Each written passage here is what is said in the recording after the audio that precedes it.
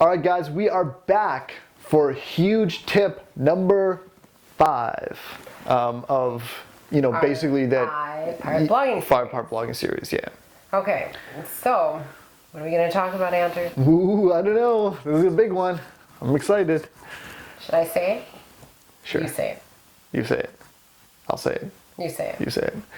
So number 5 is using your blog for retargeting. I was going to say let's say it together, but you already said it, so. Sorry. Okay.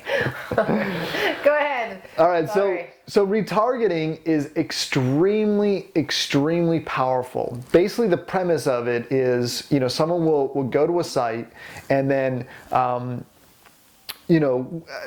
little pixel, a little piece of code gets attached to that person, and then when they go on a different site, like let's say Facebook, for example, immediately they see an ad for that same site. Exactly, and that actually happens to me a lot. Again, like just to give you an example, I just did it. Actually, it happens to me. It happens to me all the time. I'm sure it actually happens to you all the time. I can't even remember what I was searching for. It had something to do. I think it had something to do with. I can't even remember. But like Andrew said, it's very powerful. Oh, it was LLB, and I was looking for stair treads.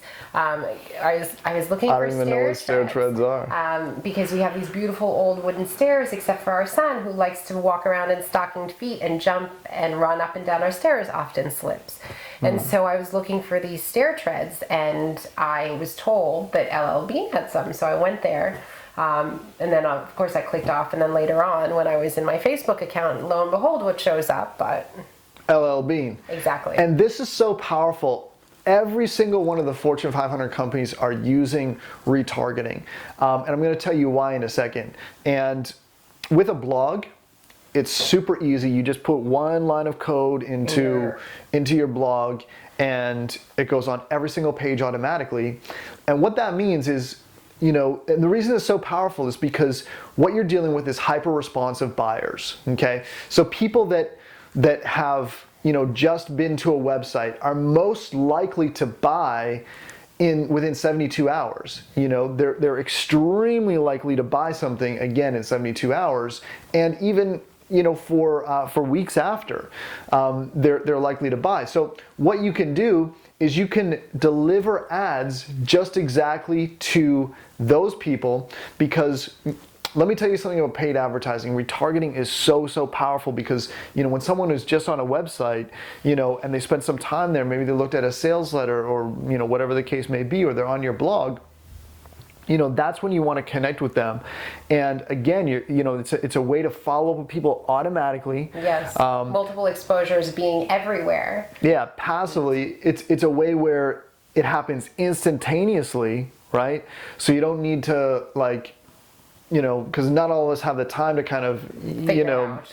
Going from, I guess. Yeah, someone joins your list, and then making sure you include them in an ad group and all that kind of stuff. You don't need to do that. Yeah.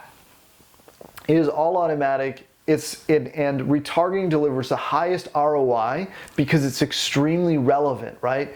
Because Facebook isn't the only company. I'm just using Facebook just as the easiest example.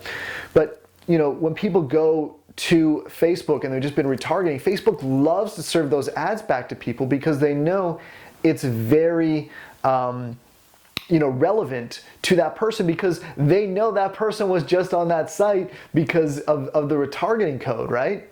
So Facebook, they want to deliver the best experience to their end users, right? They don't really care about us marketers. They want to deliver some, ads that are extremely relevant to their customers, right? Because then their customers aren't going to get upset. So that's why retargeting rocks. And, if you have a blog, it's just so easy to do that. And I think everyone in, this year and, the future year has to be doing retargeting, and you have to be retargeting people so that they're on your blog, and then boom, they're on Facebook, there you go, and it creates a second exposure as well. And I want to just clarify, because I think for some people who are here, maybe they're still unfamiliar with the idea of retargeting, and I know that we've just explained it somewhat, but I just want to give it to them in their own experience. So for example, we just said something, we actually just talked about multiple exposures, and just being everywhere. So can you just explain again? So you've got a little piece of code that you put on your site, and what ends up happening is if a person hits your site, so think of this in terms of, say, an ad that you put out. This is why it's very, very powerful. So you can just tell them again. So they've been on your website, they've seen, and they've been on your website.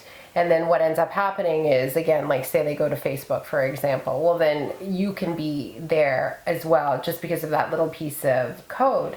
And so I just want you to explain to them like how powerful that is. Yeah.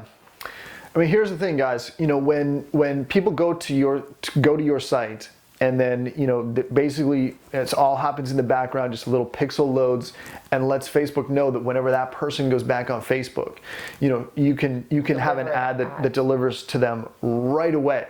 So if they come to Facebook 1 second or 2 seconds after being on your website, that ad is already there, right? Because it just automatically adds that person to that code, because Facebook has tremendous amount of demographic data.